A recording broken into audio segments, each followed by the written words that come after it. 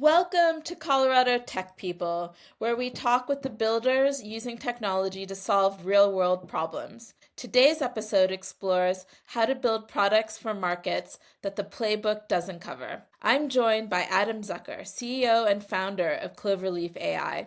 We dig into how AI can move beyond the hype to actually help small and medium-sized businesses discover, understand, and win opportunities that were previously out of reach. Welcome, Adam. Thank you so much for joining us today. Thank you, Manish, for having me. It's great to be here. Let's dive in. First question for you. What was the original problem Cloverleaf was created to solve, and what is the solution? So Jeremy, my co-founder, I grew up with him. We grew up together, went to grade school together in the suburbs of Chicago. And his father worked in local government growing up and was a single father. And so Jeremy went with him to a lot of the meetings. And he learned a couple of things. He learned that they're long and boring, but there's a lot of really interesting things and really important things that happen in them, and a lot of money that moves around. Even our small suburb control the budget like in the hundreds of millions, right? So he had this product idea of aggregating video and audio recordings of government meetings, running them through a speech to text API, getting a transcript, and then making that searchable. I spent my career as a software engineer prior to that. And so he called me one day and asked me if I could build it. I said I could. I asked him if nobody else was doing it because the idea seemed so obvious to me.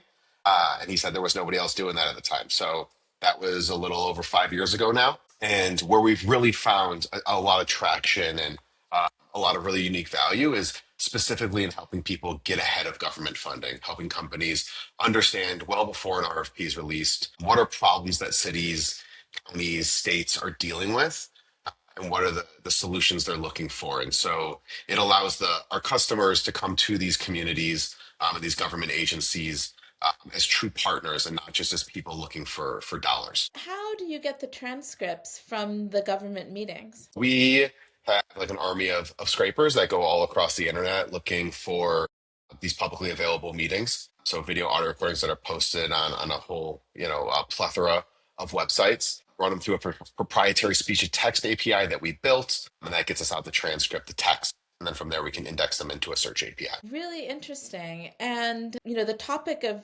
today is building products for markets where the playbook doesn't cover. So, what is the playbook and how does it not cover government contracts? I think you can think about the playbook in two different ways. That at a basic level, what we're delivering is competitive intelligence or buyer intent intelligence, things like that. And there's been a lot of companies that have existed for quite a while now doing this for the B2B market. So you can think about ZoomInfo or Sixth Sense or Demandbase, Bombora.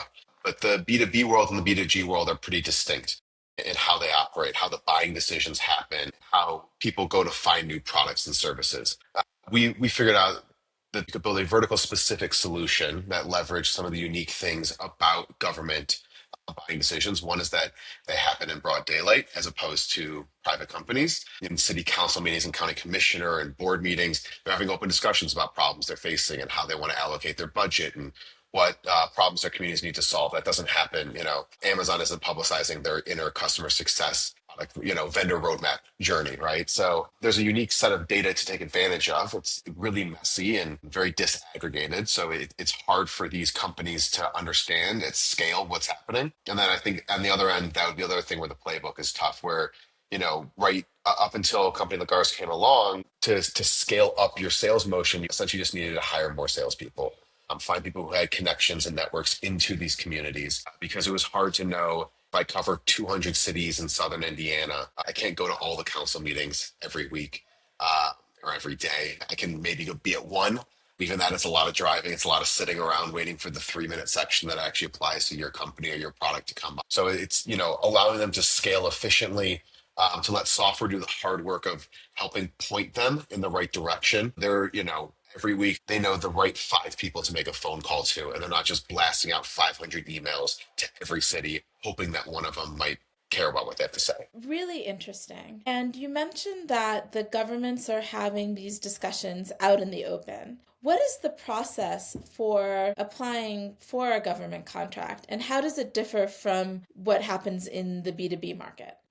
There are definitely some similarities, but some of the big differences is that government's going to have much stricter and much more formalized regulations around funding thresholds. So, for instance, and that's going to be different in pretty much every city or county in the country. Let's just take the city of Denver, for instance. Anything over $500,000 is going to have to go through a formal RFP process. Underneath that, it can go through something a little more less formal, but understanding that if you want the government to buy something from you, you might need to get lots of different approvals, and that those buyers aren't going to be motivated by the same things that private buyers are. Right? In the business world, everything comes down to ROI. And in some level in the government world, it's ROI too, but they might measure ROI differently, right? As city council people and county commissioners aren't elected based purely on the profit they pull back to their community, based on the quality of life that they're able to provide to their citizens. The agreements or the moral character of the community that their citizens are looking for. So it's understanding that, and it's also understanding that in the government world, by the time that RFP hits the streets, very often they have a preferred vendor in mind.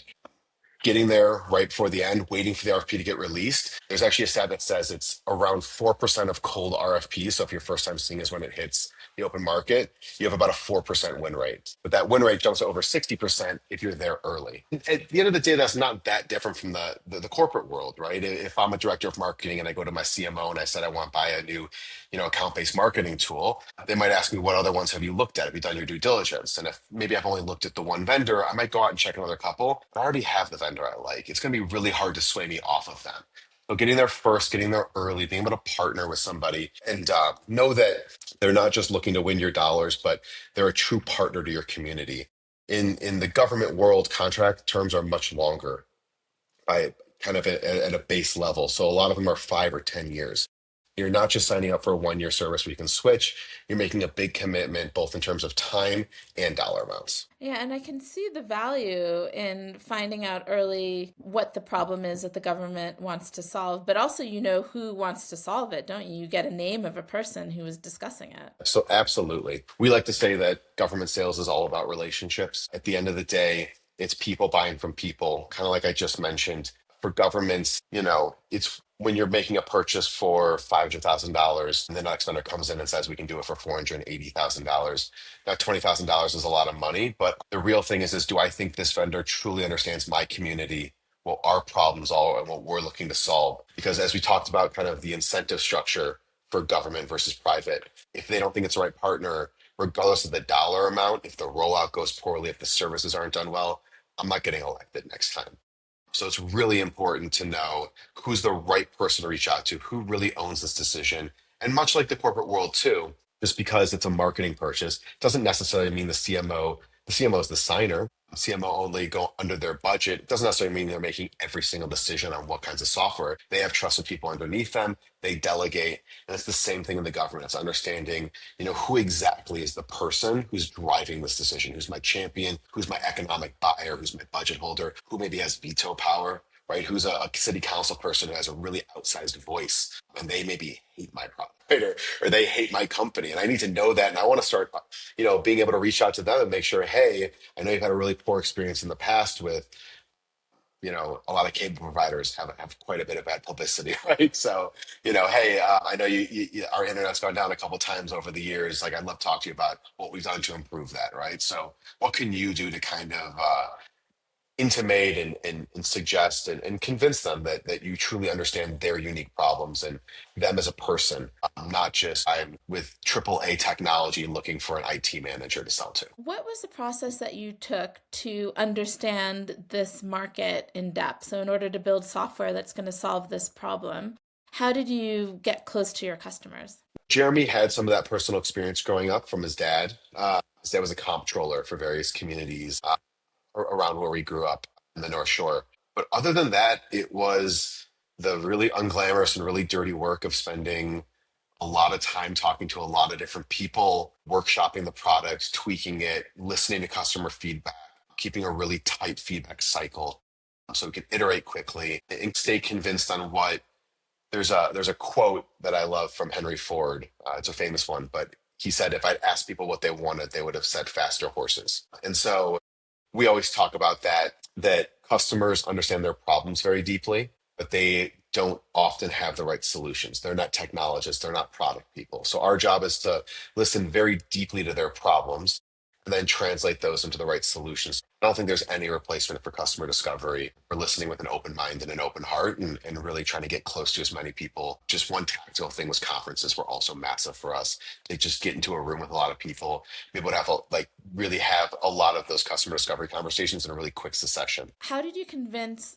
potential customers to talk to you before you had a product in the market? We were able to build a product pretty quickly. So within about a month and a half of starting the company, I had a working MVP up and running. That initial search database with being able to show off, hey, you can look up terms, you can jump right to the moment of the video, see that little section.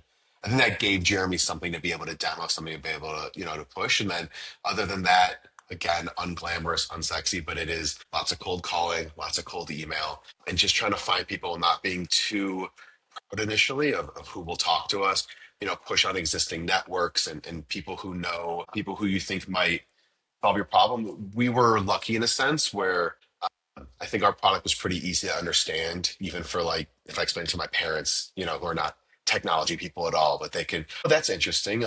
I'd like to know what was happening in the city council. So people kind of hard at first in that sense because people would pull you in lots of different directions because everyone can kind of see some way to apply it to their life from a product angle. But just allowing people to map the product onto their needs and then having as many of those conversations to try to understand where's there a through line, who's the most excited about it.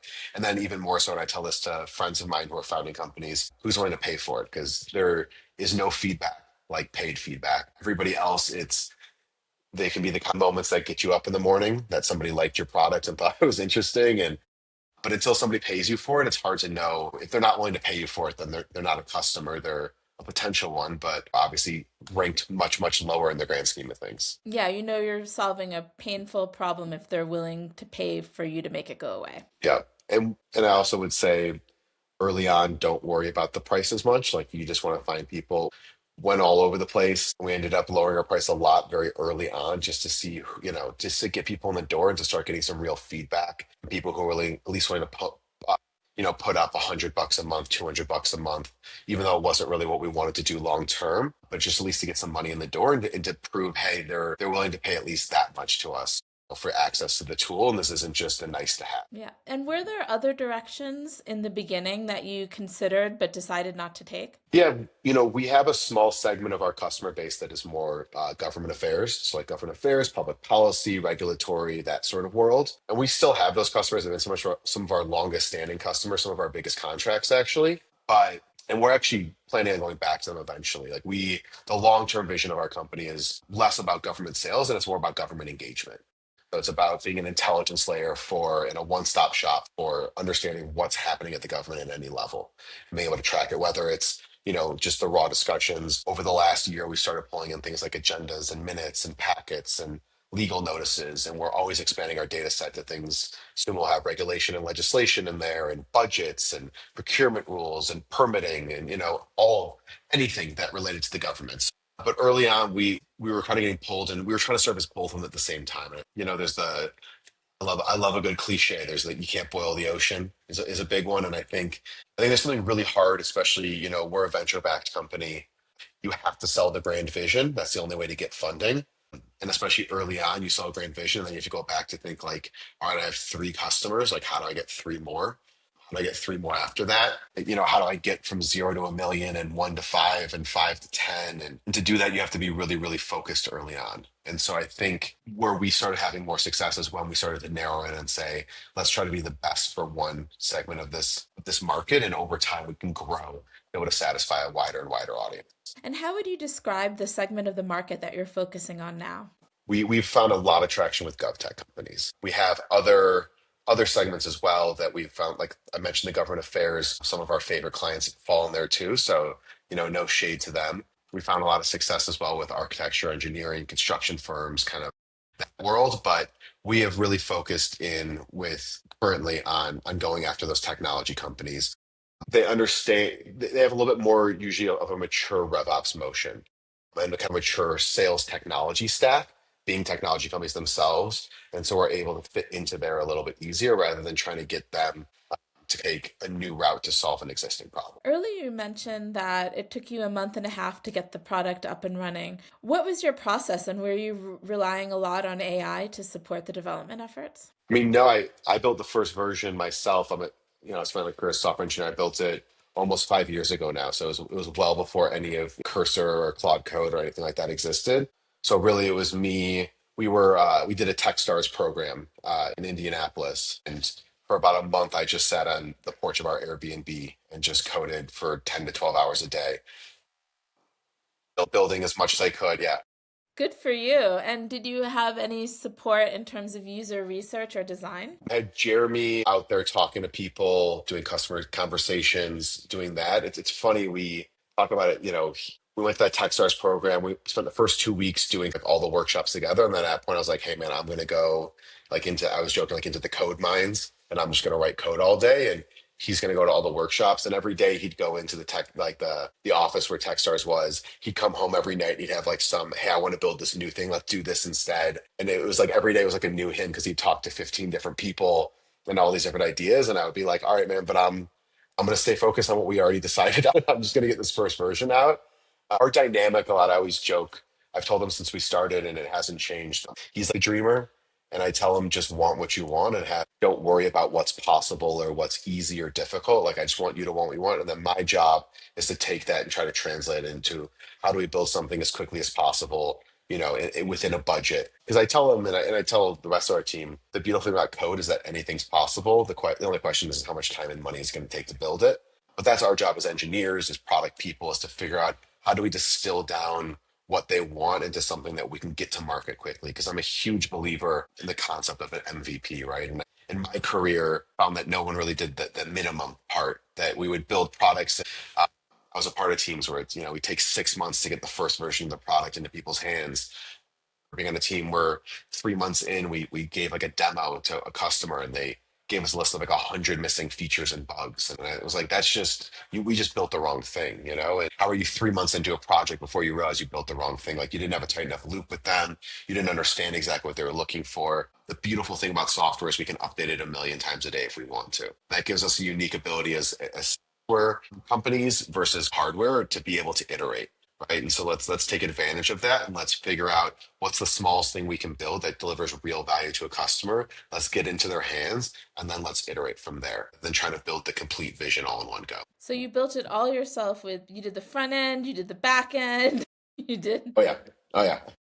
you did I it did the all. design. Yeah, you can tell the design was me. It's I'm a minimalist on some level, at least in design. So it was simple and easy to use. At least I hope so, or like to think so. But yeah, we were a two-person company, in a metaphorical garage, just trying to get the thing off the ground. And I'm lucky enough now to have a great team of engineers and a lot of design partners and all these different kind of resources that we didn't have. But we have a silly saying internally we use a lot, which is nobody cares about your stupid effing product. And the general idea there, and I'm sure you've heard this one too, of people don't buy products, they buy solutions. There's like an old marketing adage that people don't want a quarter-inch drill, they just want a quarter-inch hole, and they don't care how it's created. And so with the product, the question is are we delivering real value? Does it really solve a problem? And if it does, people will be, maybe not happy or grateful about it, but they'll accept flaws and they'll accept a little bit of clunkiness early on. Are we giving them a superpower that they didn't have before? Are we solving a real pain point for them?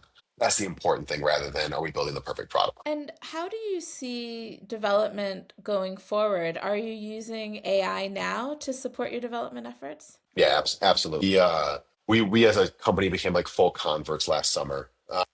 I'd heard about it from some investors and friends of mine, and we had used like Copilot has been around for a couple of years now. You could ask it questions, maybe have it write some tests for you, stuff like that, and then Cursor came out. I started hearing about that. And we had a board meeting about a year ago. One of our board members, that a company of his was using it, and it was like 5xing their development speed. And I was like, can you put me in contact with that guy? Because I just got to see how they do it. Like, I got to see it happen. And in order to believe it. And I sat down with him, and by the end of that 30 minutes, I was a convert. I was like, this makes sense. I get it. This is really cool. There's a lot of stuff you can do here. And for us in our hiring, it's a mandatory requirement now as we hire engineers. For me, it's less about replacing engineers or like whittling down your team. And it's more about what could we do if every engineer was 50% more productive or 75% more productive. Think about somebody said this a couple months ago, and I thought it was great, where they said the AI powered coding allows you to be more ambitious. And we've seen that already. When we have a new feature, a new product we want to build, we can go and test out like 2 or 3 POCs, and half the time it would take us to build one. In that sense, you can think like, what are some different ways we could do this? Let's play around a little bit. It allows you to get more ambitious. And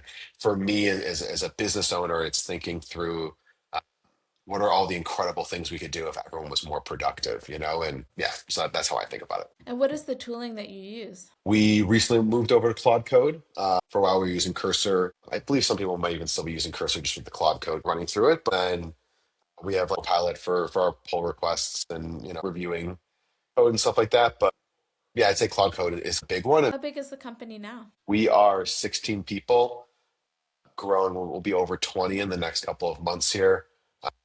Probably closer to 30 than 20 by the end of the year. It's kind of the way we see ourselves growing. Well, it's really exciting to see that kind of growth. And looking towards Colorado, how has it been growing your company in Colorado? You mentioned you took part in Techstars. How do you see it building a company outside of traditional tech hubs like Silicon Valley? Sure.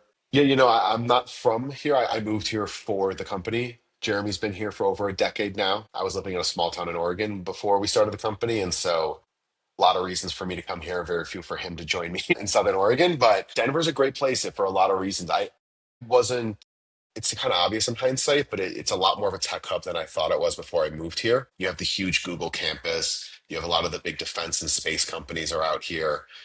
You have Boulder, Colorado University, you have DU, you have a lot of schools out here. And one of the great things about being here, as far as a company in general, is that we're essentially located at airport. So flying around the country, going to different events, we're never too far from anything, which is nice. But I found it to be a great place. A lot of people want to come here.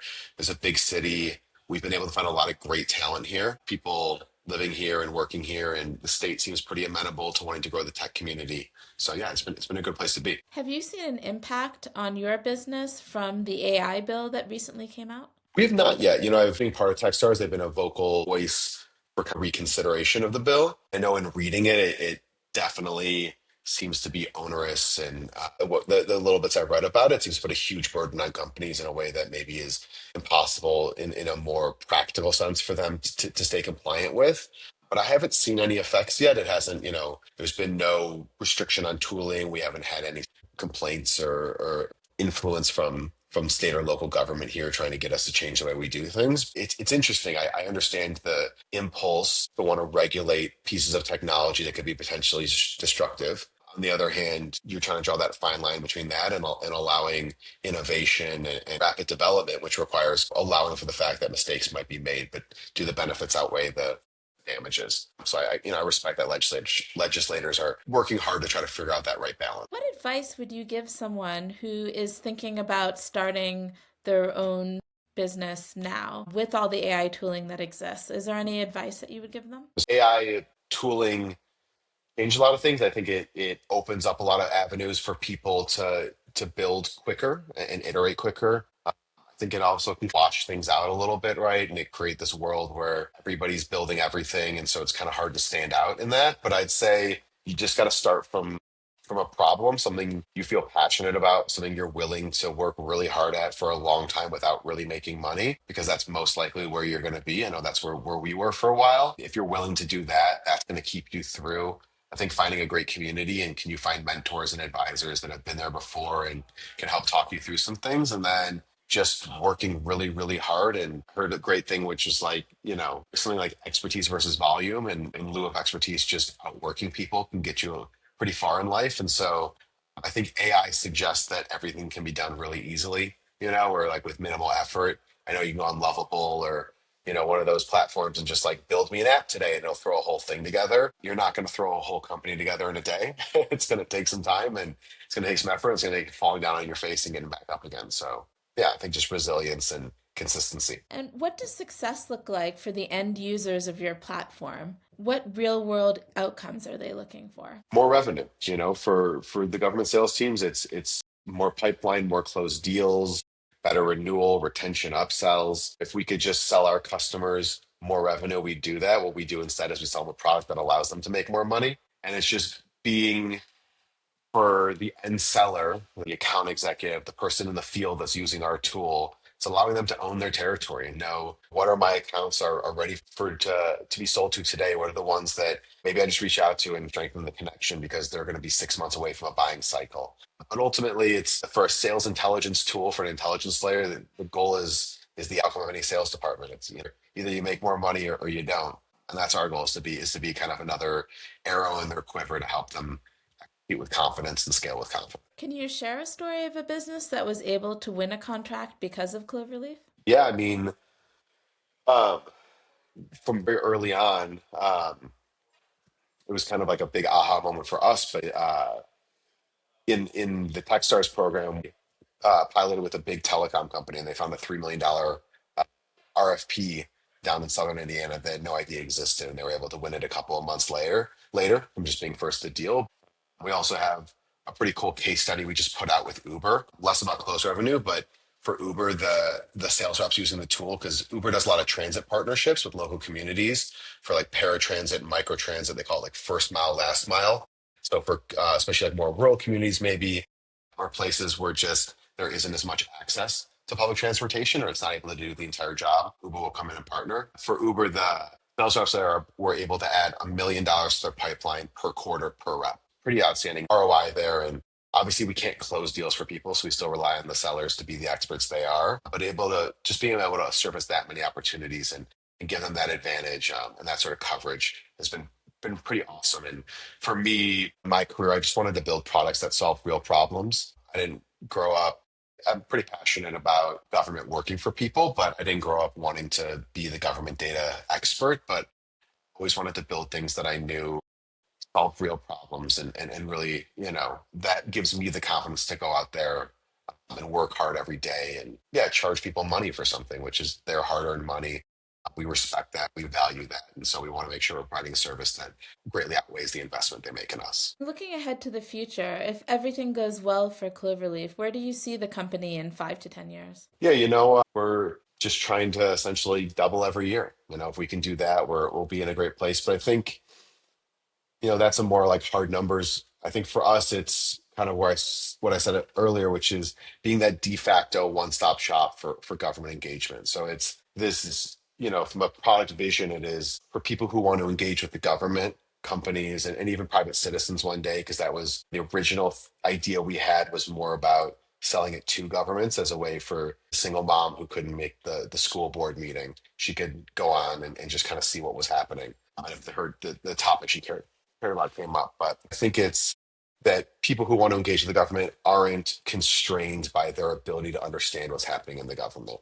Because ultimately, when we started, I would have said the word lobbyist was a dirty word and a dirty profession. But ultimately, legislators and government officials are not experts in everything. They rely on private citizens and companies to educate them on the best use of their money and how to solve different problems. And we want a strong partnership and a strong conversation, healthy tension between private and public to make sure that we as citizens are living in the best state we can. Fantastic. Last question for you. What is one book every builder should read and why? I'll go with one we actually read as an engineering team a couple years ago, but it's called Build. It's by Tony Fadell, who was the designer behind the iPhone and the iPod. Thought he did an incredible job of talking about the life cycle of a company all the way from product idea all the way towards huge bustling company. I also just thought he did a great job of having some narrative. I find sometimes with nonfiction books is they have a really cool idea in the first 50 pages and they just kind of repeat that idea 10 more times for the next 200 and kind of struggle to finish the whole thing. But he has good humor and I think a lot of really, really great insights. We still use a lot of them. There's one I'll share, but he talks about the difference between data-driven decisions and opinion-driven decisions. And he says a mistake a lot of people make is they try to take an opinion-driven decision and turn it into a data-driven decision. And when you do that, you end up picking essentially arbitrary or irrelevant data points to fuel it. And you have to be honest with yourself as a builder and as a startup founder that there's going to be a lot of times where you don't actually have the information you need to act act on something and you still need to make a decision. To go open eyes into that and say, hey, this is opinion driven and we know that and we're just going to go for it, and see where it takes us. Thank you. I'll have to put that on my list. Thank you very much, Adam. This has been a great conversation. Thank you, Manisha. It was great to talk to you. I'd like to thank our listeners for listening to this episode of Colorado Tech People. If Adam's story resonated with you, consider sharing this episode with someone interested in how we build for markets where the playbook doesn't work. Don't forget to subscribe so you can hear more conversations with the founders and leaders shaping Colorado's tech ecosystem. Until next time, keep learning, keep building, and keep creating technology that makes a difference.